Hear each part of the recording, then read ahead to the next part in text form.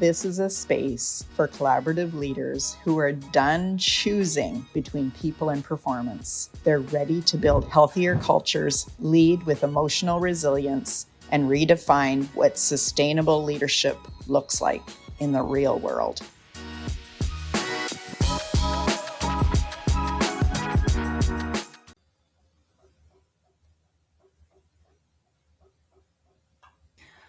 Welcome to the Shine Leadership Advantage podcast, where we explore how women leaders can leverage their personal growth to build happy, healthy, and high-performing cultures without the burnout. I'm your host, Jennifer Cavender, executive coach and consultant. And as someone who spent 20 years as a CPA, motivated by other people's desires for me, I now am passionate about showing leaders how to leverage joy for better results and less stress. In partnering with Debbie Prediger, founder of the Be Extraordinary Women's Network and creator of the Shine Framework, I discovered that the Shine principles and the importance of personal growth is foundational to my own leadership coaching and the principles that I help my clients learn. This is episode 1, and please go listen to episode 0, where I interviewed Debbie, the founder of the Shine Circle, about why this conversation is so important now and why she asked me to host this podcast. So today I am here with my friend and colleague, Jenny Reyes, strategic brand integrator. And she's going to talk to us about the integration gap, specifically about scaling your time and your team effectively.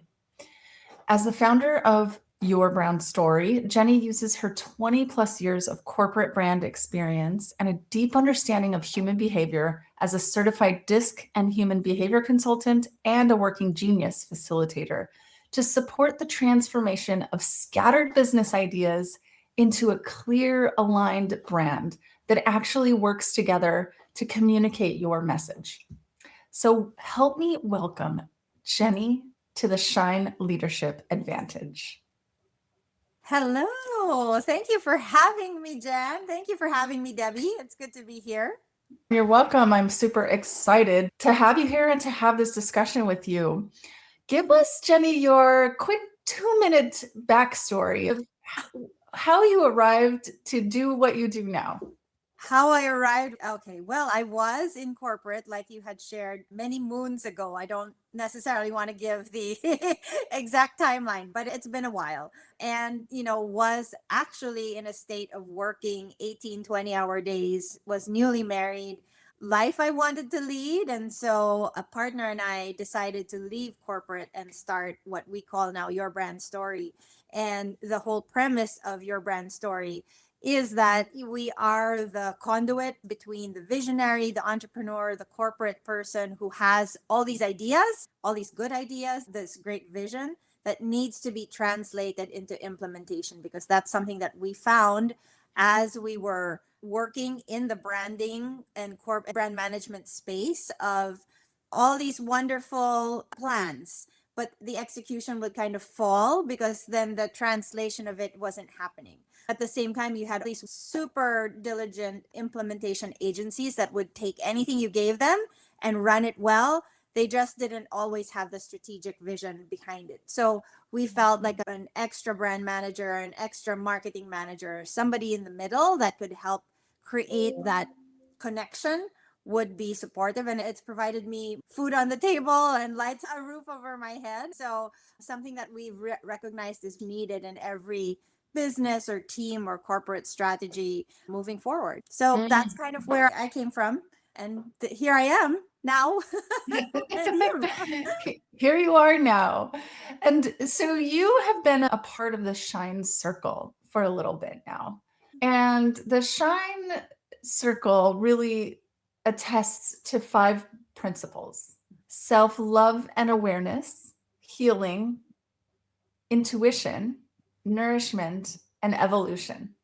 Is there one of those that really resonates most with your message and with this idea of integration? Yeah. Well, first off, hats off to Debbie. I always say that creating this shine framework was a genius move. That's one of those things. Everything we do, I believe, goes through each letter up and down, back and forth, or each principle with what we do, especially as working with leaders and collaborating. Everything first starts with S, right? Self awareness. I believe a lot of what we do touches on that as well. It goes through each part. I can see intuition being a part of it, and then evolution and empowerment as well. You've got to be aware first of what your gaps are, what your strengths are, and then have that empowered choice to get the people that you need or the tools and the systems that you need to help integrate all of it. I think that is probably what I resonate with when I first start working with people. Yeah. And I think I've seen that over the years that I've known you is what you do really does help people become more aware of who they are and how they're showing up. We're going to get to that in a little bit. But before we do, we titled this episode The Integration Gap, right? Helping scale your time and your team effectively.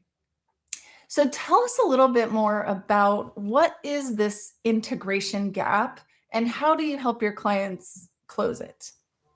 Wonderful. So we talked about self-awareness, and it does first take leader, a visionary, somebody in the corporate space, an entrepreneur to say, like, I need help, right? I know I have all these ideas.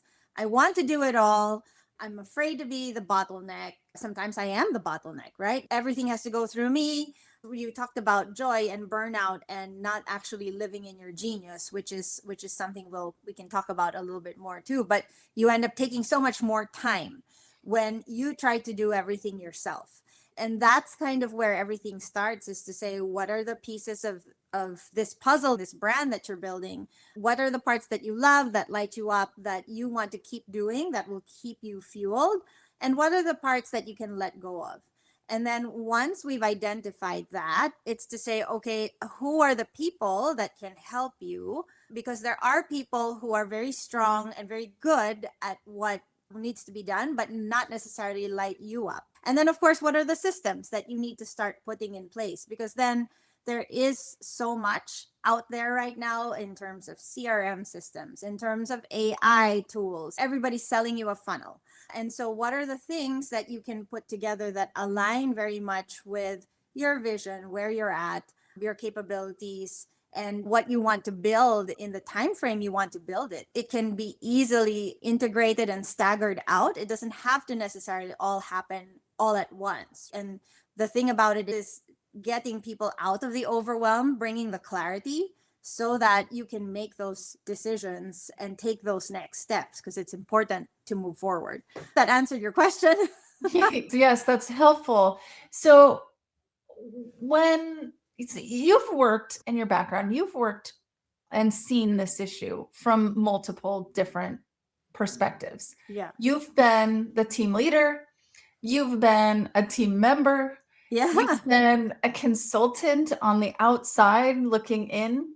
Tell us a little bit about what's the most common reason you see that leaders have this gap? Like, why are they not just automatically integrating these things as they're building? What gets in the way and creates this gap? Yeah, a lot of it is the overwhelm, right? It starts feeling like there's a little bit of fear of, if I include this person, can I handle that overhead? Or if I give it away, is my vision going to be captured? Is it communicated effectively? There's that initial fear, especially as you're starting to do things. You want to make sure you have that control over it. And it takes a minute to say, okay, I do think that I can hand this off. It takes another muscle, because we're just so used to it'll be faster if I do it myself. And I believe that is kind of a BS story. We're really not meant to do all of this alone. And that's the whole principle of building a team that can complement your skills and your strengths, right? And so it takes that self-awareness for the leader to say, okay, these are the things that I know I'm good at. These are the things I need help with. And to be able to say, how can I hand it off so that nothing is lost in translation? And I think that's where everything starts.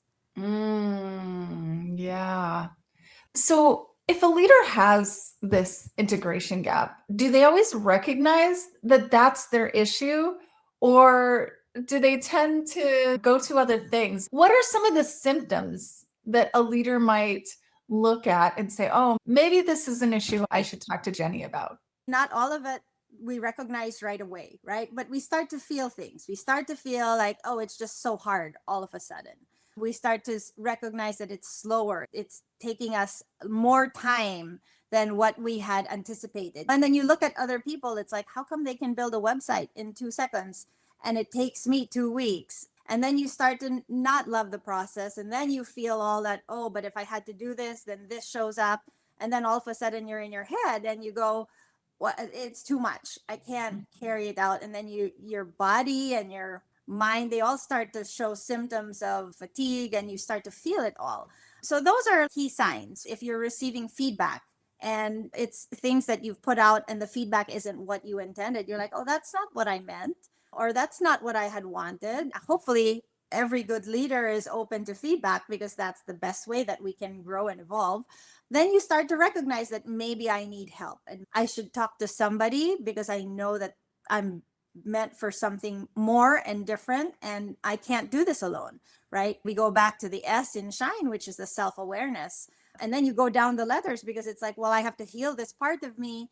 And who are the people? So then you intuitively say, what are the things? Who are the people? And then you're able to nurture and then empower, right? And those are where those empowered choices come from. It's like, I have to try this out, or I get to try this out, so that you can make better decisions and the whole process repeats itself.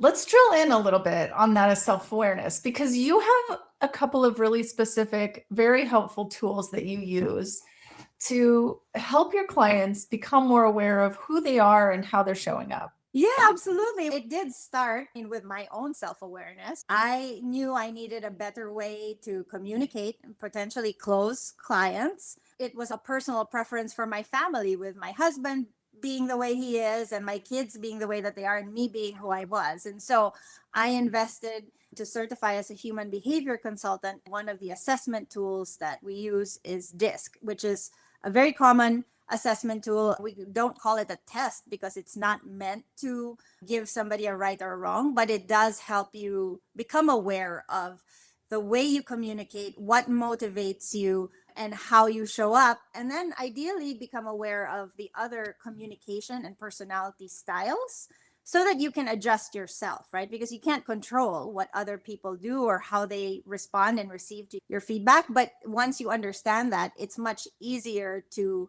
break that barrier. A lot of conflict happens because of miscommunication. So that's one that I've used, and we've done it as well together, Jen, with some of your clients where we've collaborated and given them that awareness. And the other one is a productivity tool called Working Genius, which I felt was a great complement because it's more of a productivity assessment. So now as a leader, I know my own style, who are the people on my team, and where in the process of taking an idea to seeing it through to implementation, where do I light up and what am I good at that I can keep doing all day, it doesn't burn me out, and who are the people on my team that can fill those other gaps. And so that was a tool and an assessment that Patrick Lencioni created. He actually has a book on it called The Working Genius. But the things that we do on the back end, because as a certified facilitator, I can take the team assessments and then put them in a picture for the leader to see, for the team to acknowledge. And then we can go from there in terms of how do we best support your team given the people that you have and given the knowledge that we now have of everybody's communication styles, positions, things that need to be done, and all of that together. Yes. And these assessments in particular have been so helpful when you have helped me with my clients. Yes. The Working Genius really had one instance in particular helped my client understand that he didn't need to be great at all of the things. And he could lean into the things that actually did bring him joy and energy. And that helped him show up as a leader Whereas before he had the title of a leader, but didn't feel like one. And I remember that discussion too, because we understood what his personality and communication style was, which was great for him.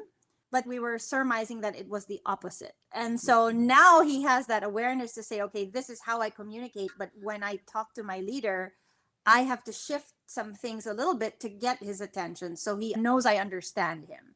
And that all happens in the back end with the person, because we can't control his leader. We can't control the people around him, but he can control himself and make different choices. Yes. And I just remember another particular client where understanding her communication style helped her to feel less unworthy when she was in the room with people that were different than her. So she called me and said, "Why do I feel so small when I'm with these people?"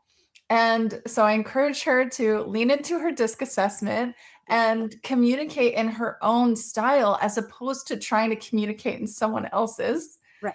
And it really helped her feel stronger and like she didn't have to shrink.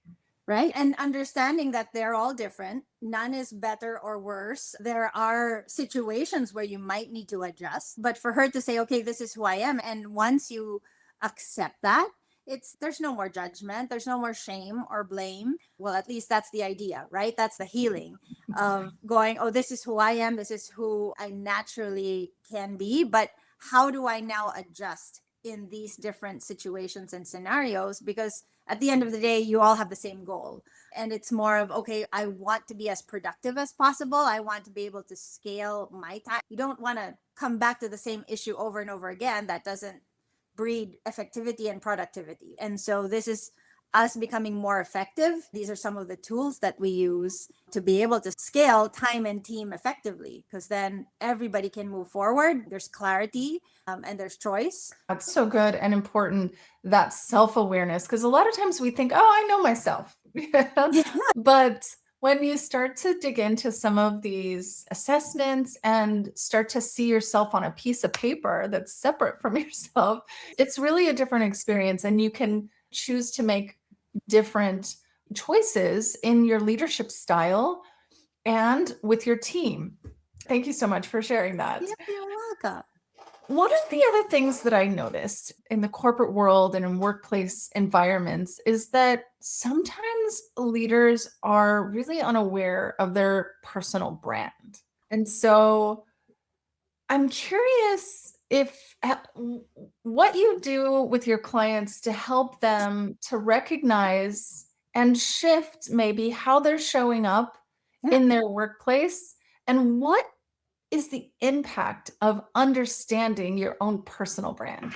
Right. Well, first of all, especially in a corporate environment, and this was something that we presented in a Fortune 500 company when we were training their managers and their leaders, was that everybody has an opinion about you. Whether you intend it or not, whether you are aware of it or not, that's how people get promoted or demoted, right? Because you've made some sort of impression on a leader or somebody, a manager, and people will talk about you based off of your interaction with them. So why not make it intentional? Once you understand who you are, what your personal brand is, the values you subscribe to, and how that shows up in how you interact with people and how you carry about your work, make it intentional so that it does become consistent. Feedback, warranted or not, becomes consistent, and people start to recognize you as this type of person, the person who does this because they understand, right? Integrity is one of my values. Over the years, it's been like Jenny will always stand by what she says and will carry forward her word. So how does it show up? Because sometimes it's that translation of a value is a nebulous thing, and it's something that everybody has different meanings to. For example, being very lighthearted. It could be comedic, it could be funny, it could be inspirational. There are so many different things. But how do you show it in your own way so that when the feedback comes back, it reinforces or validates that's exactly how I want people to see me. Building that personal brand, it's all about putting those pieces of that puzzle together, the integration part. We go back to self-awareness, we go back to the healing, we go back to the intuition and the nourishment. And then what are the choices? How do you empower yourself and others to carry out that brand with you and for you? What's something that leaders can do to start to recognize the brand that they are displaying in the workplace? Because sometimes we're just not really aware. So what's it one or two things that leaders can do to just start to be aware of their brand? I love that because it really takes somebody to ask and be open to receive feedback. Sometimes you don't want to hear what you don't want to hear, but you also don't know what you don't know, right? And there was a book, I'll try to remember the book that I recently read, but it was all about turning your unconscious incompetencies to conscious competencies, because you don't want to stay in the unconscious incompetency for a long time, especially if you're a leader. And there are people that become leaders, but they're not necessarily skilled in certain parts of this team or this craft. And so to recognize that, to say, oh, my background's in marketing and branding. Now I'm leading a team of technical and business forecasting. I also have to be humble enough to learn from the people on the team to help me know what questions to ask, right? I mean, sometimes leaders are put in those positions. You don't have to have all the nuts and bolts. That's the whole reason you have a team. But if you can utilize them to get you up to speed sooner so that you know to ask the right questions, then the team starts to build that trust. But the trust has to stem from the leader as well, and the how you lead, the humility of going, okay, what are the things that I'm not seeing? How can I be better? To be humble and open enough to receive that, I think, is the first step. And then deciding how you want to change some of that moving forward. What might be one of those hows? Like, now, okay, I've recognized that maybe I'm not showing up in the way that I would desire to show up. My brand isn't exactly what I would like it to be. What might be the first step in making a shift? Sometimes that could be scary or difficult to figure out what the first step is. Right. It's showing up and showing that you trust the people around you, and to say, okay, here's one of the changes I would love to make or love to try out.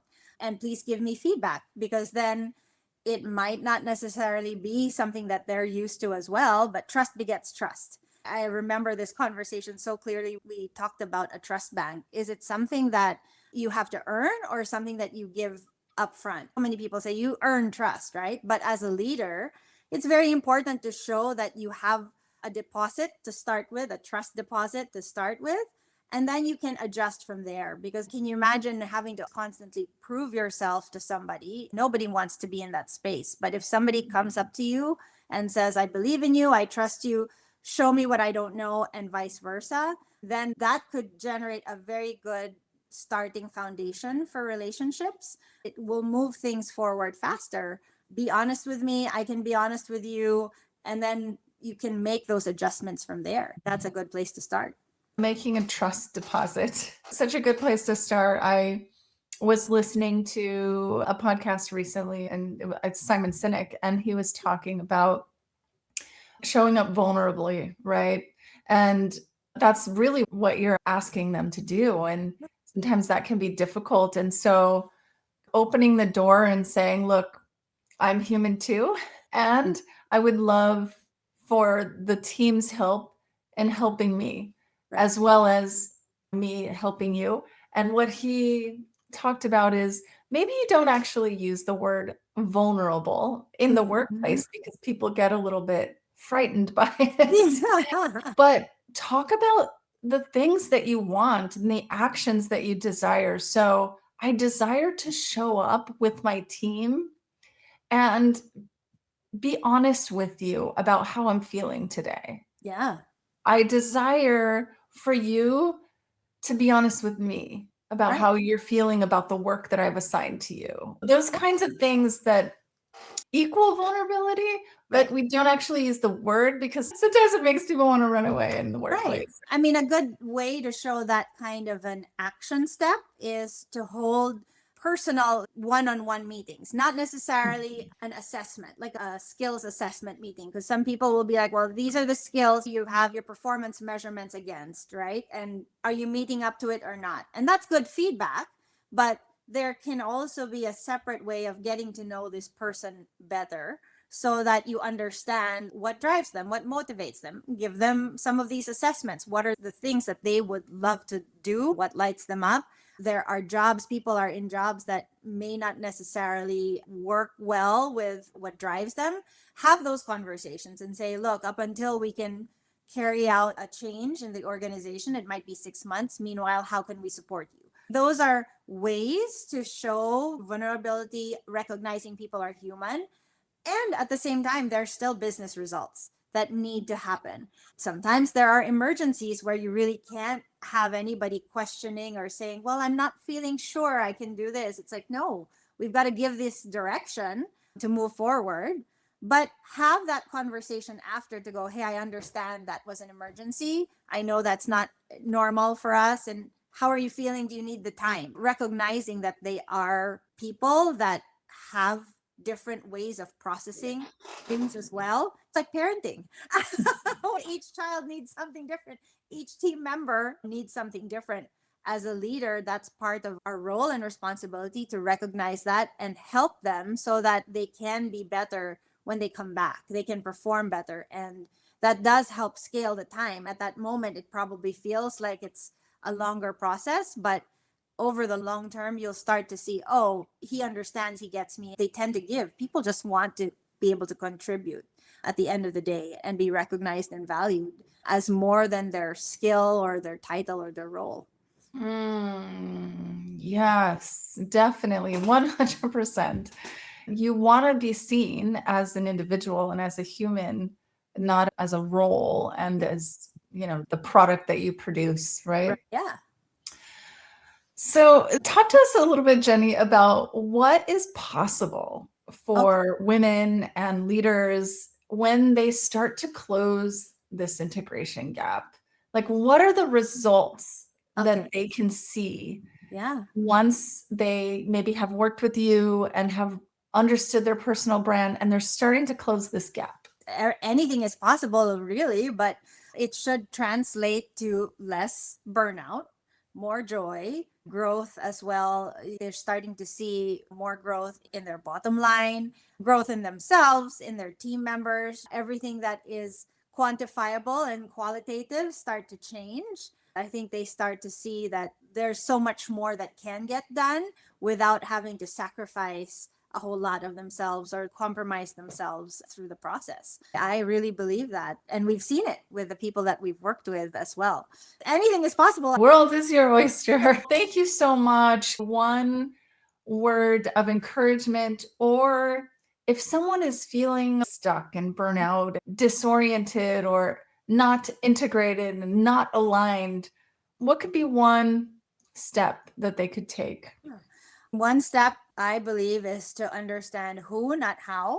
Who can help me? Who are the people that I can surround myself with to help me achieve what I desire in myself, in my workplace, with the people that I'm around? And the how follows with the who. They're the same letters, really, but it's more of the who. We're not meant to do life alone. Collaboration is always something that I stand by in terms of how to get things out further, faster, without the burnout and without losing the joy. And so, yeah, I think who are the people that you need in your life, in your business, on your team that can help you be a better leader? That's thinking back. I feel like that's always been the answer. For me, is the place to start is who. Well, tell us how our listeners can connect with you. Well, I know we have this podcast, so I'm on LinkedIn. Everybody can find me at Your Brand Story Co. I have an email, hello@yourbrandstory.co, and my website will follow that as well. So feel free to reach out. I'm open to conversations. I think that's where everything starts too, to get the clarity and the self-awareness. So yeah, I think that's where people can find me. And inside Shine. Where? Inside the Shine Circle. Oh, yes, definitely inside the Shine Circle. Jenny is a wonderful mentor inside the Shine Circle, so we get lots of opportunities to learn from her there. Awesome. All right. Thank you so much, Jenny, for what you do and for sharing just a small piece of your genius with us today. Thank you. I appreciate it. If this conversation resonated with you, let us know. You can comment shine at the end in the comments. Or if you're a leader and you feel like you want to be a part of a thriving community that will hold you accountable for the kind of inner work that is foundational to your personal success, the Shine Circle is such a beautiful space for women to do that. Because the bottom line is thriving cultures don't start with perks and policies. They start with leaders willing to heal and grow and lead from wholeness and joy. And that is the Shine Leadership Advantage. Thank you for joining us.